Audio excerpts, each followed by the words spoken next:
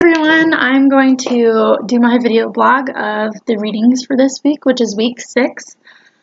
The readings were on the dimensions of multicultural education and but that's just good teaching, the case for culturally relevant pedagogy. I believe that's how it's pronounced, but that's how I'm going to pronounce it. I'm sorry if I mispronounce it. Anyways, so moving on to what I'm going to talk about. I'm going to talk about the first reading, which is the dimensions of multicultural education. So in that reading, it discusses 5 dimensions of multicultural education. The first dimension is content integration, which means all subjects need to be broadened by using multicultures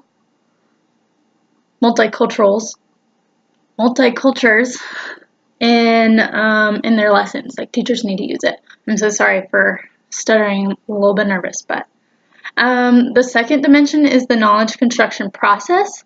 This process consists of teachers helping students understand how knowledge is influenced by race, ethnic, and social class. So then the third dimension is prejudice reduction, which describes students' characteristics of racial attitudes, like how students how their attitudes are affected by race.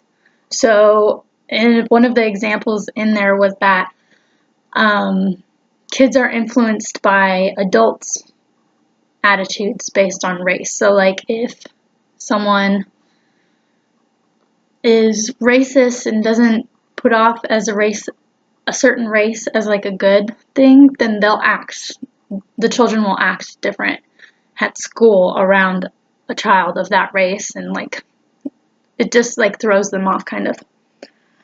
Then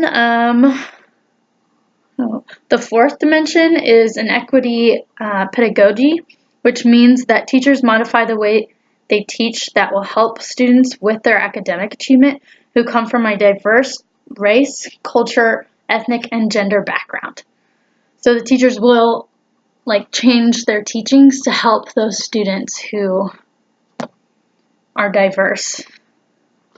The last dimension is empowering school culture and social structure, which means having schools restructure their culture and organization to help promote equality to all students.